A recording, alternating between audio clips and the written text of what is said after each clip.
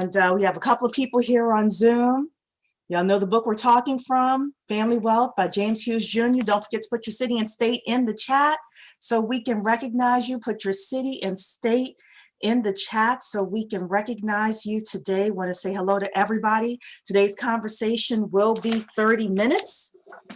And I have some place to be at noon, so it really will be 30 minutes, but I want to be able to say hello to everybody. We're going to talk about the 3 forms of family wealth. We're going to talk about the Black Family Wealth Challenge that is happening now, what's entailed with it, and all of that. Thank you so much, Shalisha, for being here, telling everybody go to familywealthchallenge.black in order to learn more. Everybody put your city and state in the chat so we can recognize you. We've got Tennessee in the house. Thanks for all you do. Thank you so much. Thank you so much for being here. Put your city and state in the chat. We've got Chicago in the house. Hello, Chicago. Hello, everybody on Instagram, Facebook, YouTube, Periscope. We're happy to have everybody here today in the building. So we got California here. We have a couple of people from California, so glad to have my West Coast people here as well.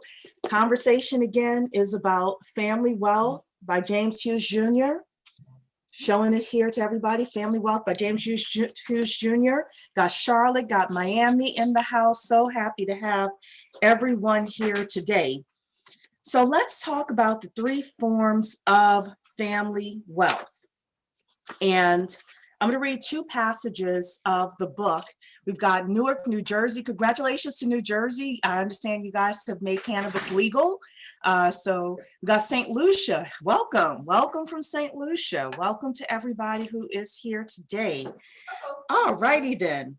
So I'm going to read from 2 parts of the book. Number 1, in all cultures, wealth preservation has meant and continues to mean today the accumulation of wealth measured as financial capital. Very few families have understood that their wealth consists of 3 forms of capital: human, intellectual, and financial. Even fewer families have understood that without active stewardship of their human and intellectual capital, they cannot preserve their financial capital. I'm going to say that again. Fewer families have understood that without active stewardship of their human and intellectual capital, they cannot preserve their financial capital. So in other words, hello from Boston, hello, welcome.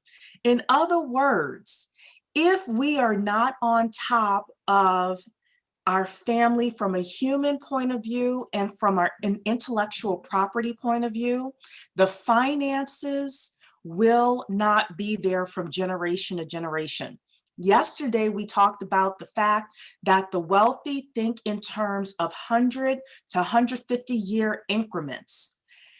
If all we're concerned about is how much money are our great grandkids going to have 150 years from now, we're missing the boat. This book, Family Wealth by James Hughes Jr., Family Wealth by James Hughes Jr., is the study of families that have kept their wealth for multiple generations. And we get to read it and get to understand what they are doing. So your next question may be, because that's what mine was, well, what is human capital? What is intellectual capital? Now, as a descendant of slaves, I kind of cringe when I hear the human capital term. I don't know. Put a 1 in the chat if you cringe a little bit too when you hear human capital. You know, that's just me. Very few things cause me to get a little queasy, but that does. But anyway, so what is human and intellectual capital? Let's talk about that. The wealth of a family consists of the human and intellectual capital of its members. I see here people putting 1s. Yeah, so we're going to have to take this book and kind of make it our own. But a family's financial capital is the tool to support the growth of the family's human and intellectual capital. So wealthy families use money as a tool to support the human and intellectual capital, which is the most important forms of capital that any family can have. The human capital of a family consists of the individuals who make up the family. The intellectual capital of a family is comprised of the knowledge gained through the life experiences of each family member or what each family member knows. I'm going to say that again. Human capital is the individuals that make up your family. And again, your family doesn't necessarily have to be your blood relatives. It could be your fraternity of brothers. It could be the people you choose to be in an investment club with, whatever your family is. Human capital in that case, and in this instance of family wealth, means the people that are comprised of that group. An intellectual capital of a family is comprised of the knowledge gained through the life experiences of each family member or what each family member knows. That's one of the reasons why we talk about the Bible, for example, and the Bible says, honor your mother and father so that your days may be long. Well, why does the Bible say that? It's because Big Mama knows things that we don't know. But as Celicia would so eloquently say as well, our young people know things that people my age may not know as well. They see the world differently. They see life differently. They see trends differently. So one of the things that will happen as you start building family wealth, you'll create a family bank. As you create a family bank, you'll start to invest in things. Sometimes your kids' experiences of being able to say, hey, mom, dad, auntie, whatever, that thing over there is about to be hot. We need to consider putting some money over there in that industry. This is where intellectual capital comes in. It is comprised of the knowledge gained through life experiences and through what each family member knows. Sometimes our family members need to be trained on additional things that they're going to be investing in, working in, additional fields that they could get into. So for example, one of the things we talked about was if your family decides that one way you really want to go is real estate, having somebody be a general contractor in the house or, in your family, right? Having somebody who knows how to fix the roof, who knows how to fix the plumbing, is licensed to do so. And maybe some of what we do is we start looking at that human capital, meaning the people in our family, and then we start deploying that intellectual capital, what people know, what they can know, and start thinking about putting pieces on the chessboard. Does that make sense, everybody? Put a 2 in the chat if I'm making sense. I'm going to continue reading here as well. The financial capital of a family is the movable and immovable property that it owns. A family must know whether all 3 forms of capital are growing. So, question number 1 is, I see the 2s coming in here. Good. So it's starting to make sense. So question number 1 is the human capital of the family growing? Are you adding new members, adding the right members to your family wealth? Number 2 is the intellectual capital of the family growing? Is the family having more and more life experiences that can help the family as it reaches wealth?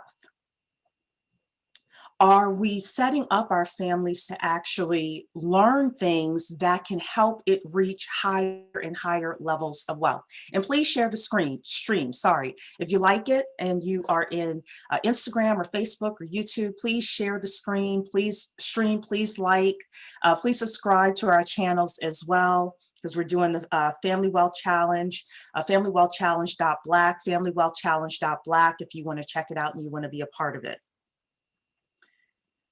So everything that we're looking at is not just the financial dollars moving up in our family banks. It is also whether our human capital is moving up or increasing? And more importantly than that, our intellectual capital as a family, is that increasing? The author says, rarely in my experience do families measure their human and intellectual capital. Frequently, members do not even recognize that they own these forms of capital.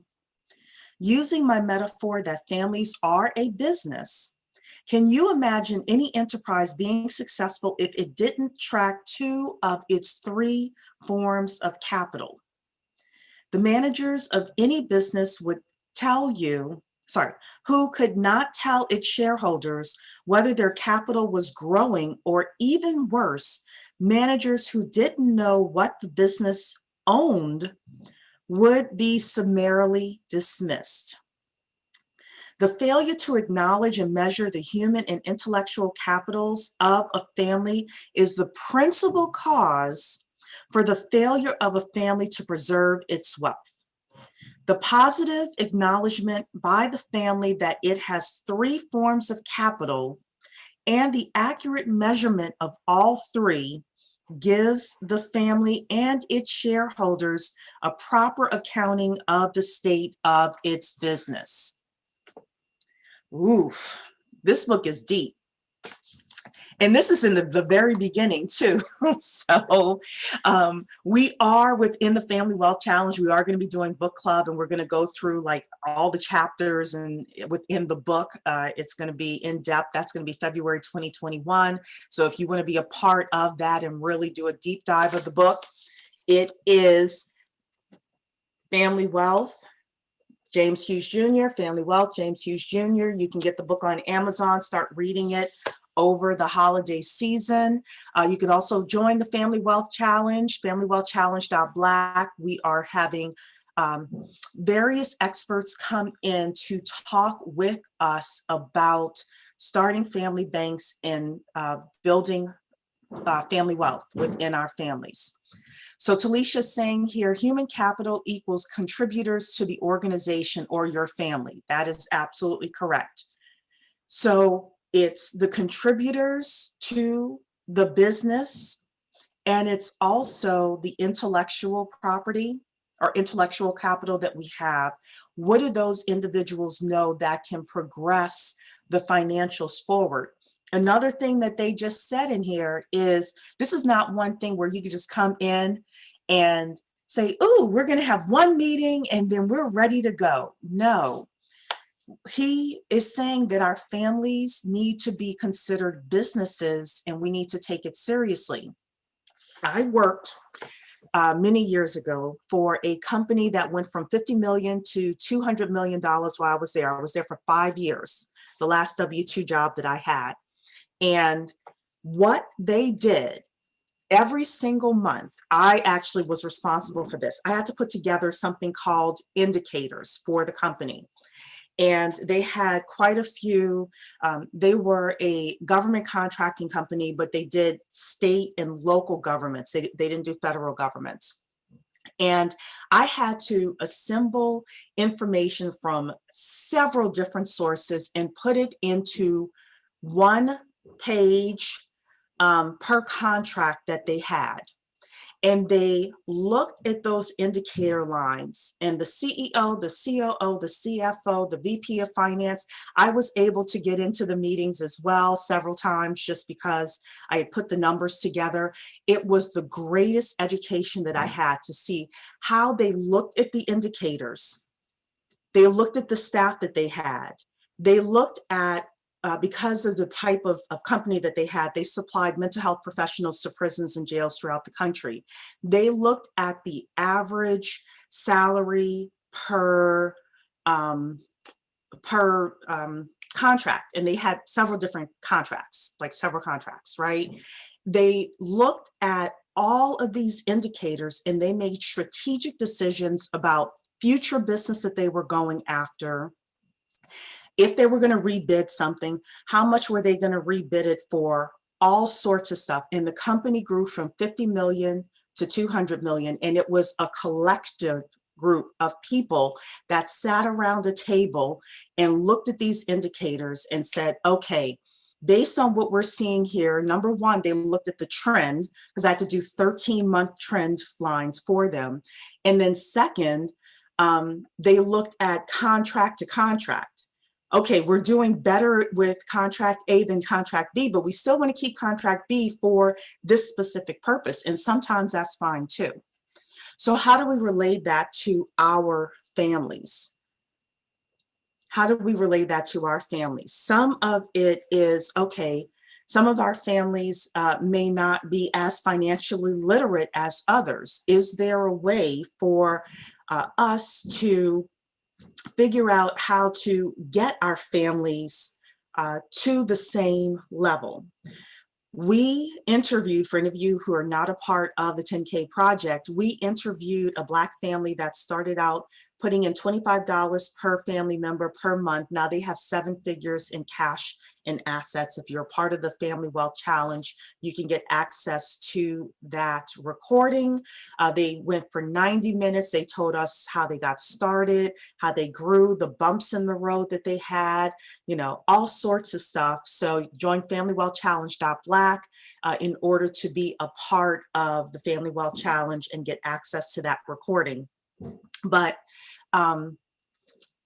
one of the things they talked about, and again, this is from our point of view, is how do you relate and relay information or talk about financial literacy to family members that may not feel that they're as educated with regards to it? How do you approach them? How do you tell them? And they tried a lot of different things, and they tell us in that family bank interview what finally worked. They said, when we told people this, they got it. And also they talked about how they were able to recruit more members once the family bank got started up and running, and how they handled that process as well. So again, FamilyWealthChallenge.Black if you want to be a part of the Black Family Wealth Challenge over the holiday season. So when a family discovers that it has 3 forms of capital, it must then decide what its priorities should be for their management and their use.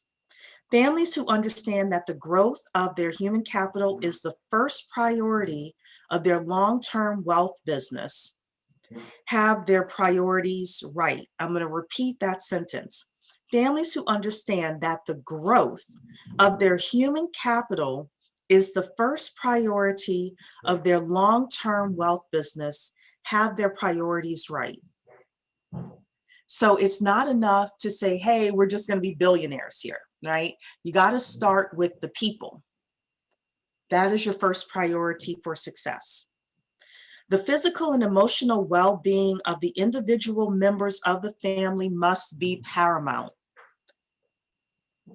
We have to be well physically, we have to be well emotionally. And that I know takes special consideration, considering, you know, where we are right now. 2020 has been a very tumultuous year for us as a people. I understand that.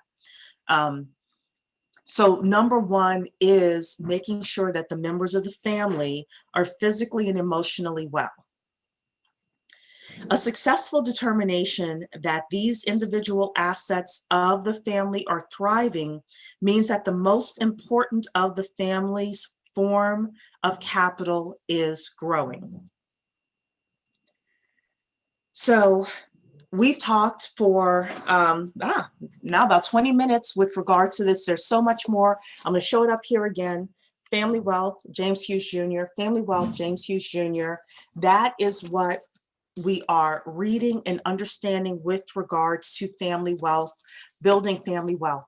So the Family Wealth Challenge has started. We're having our first official session on Monday at 8 p.m. Eastern Time.